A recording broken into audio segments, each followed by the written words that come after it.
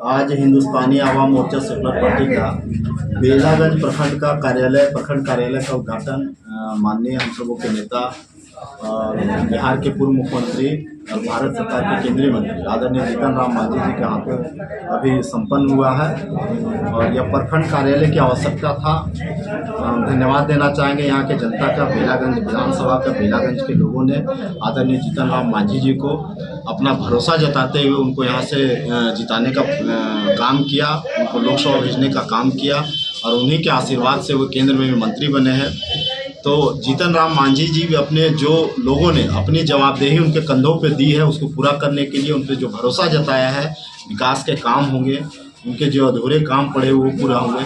इसके लिए जीतन राम मांझी जी ने पूरे जिले में सभी प्रखंडों में लोकसभा को खास करके केंद्रित करते हुए सभी प्रखंड कार्यालय खोलने का काम किए हैं। और आज यह पहला कार्यालय हम लोग का खुला है और हम लोग का प्रयास यही है कि आदरणीय जीतन राम मांझी जी चूँकि केंद्र में मंत्री है, दिल्ली में उनको समय देना पड़ता है, अन्य राज्यों में जाना पड़ता है, तो यहाँ कार्यालय रहेगा तो आम आवाम जो गरीब गुरबे लोग हैं जिनकी छोटी छोटी समस्याएं हैं वो लेकर के सीधे प्रखंड कार्यालय में यहाँ पर देंगे उनकी अनुपस्थिति में। प्रखंड से हम लोग को जिला में मिलेगा, जिला में जैसे मिलेगा तो हम लोग संबंधित पदाधिकारी को उसके लिए अग्रसारित करेंगे। उसके बाद जब भी जीतन राम मांझी जी इस क्षेत्र का दौरा करेंगे तो ये बड़ी समस्याएं होंगी तो उनको हम लोग पहुँचाने का काम करेंगे। तो हम यही का इस कार्यालय खोलने का यही हम लोग का मकसद है कि आदरणीय जीतन राम मांझी जी जिस सोच के साथ अपने पार्टी का नीति सिद्धांत और विचारधारा को लेकर के लोगों के पास गए हैं और लोगों ने उन पर भरोसा जताया है।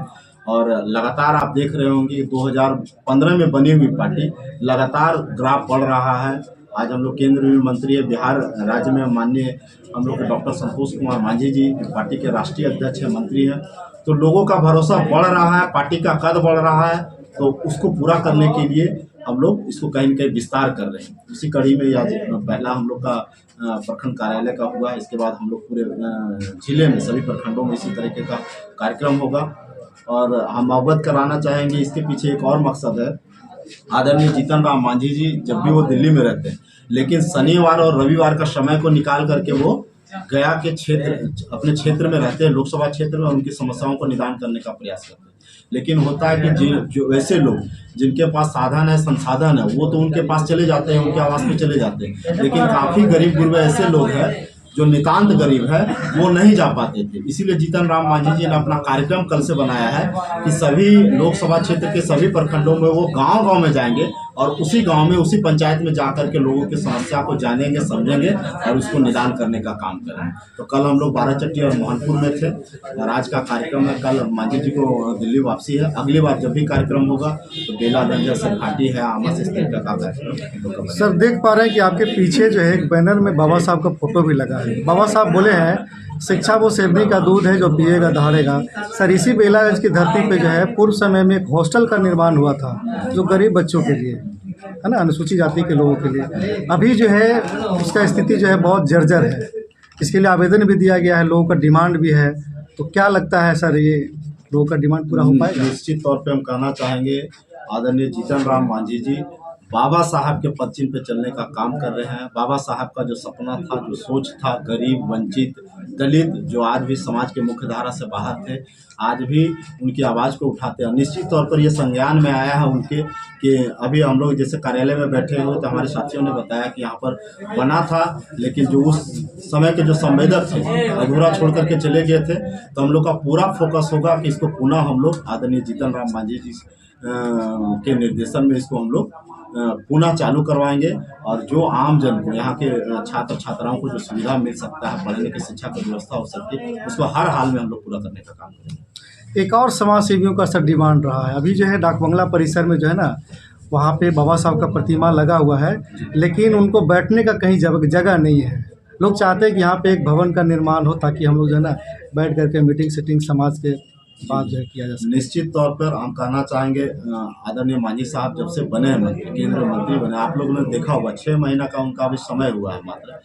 और गया के लिए ऐसे ऐसे बड़े काम वो लेकर के आए हैं केंद्र से। जी, बिल्कुल। बोध गया कॉरिडोर का मामला हो, आप विष्णुपद कॉरिडोर का मामला हो, अभी टेक्नोलॉजी सेंटर आपको बनने जा रहा है गया में, जिसमें 1000 से 2000 छात्र छात्राओं को उसमें रोजगार मिलेगा।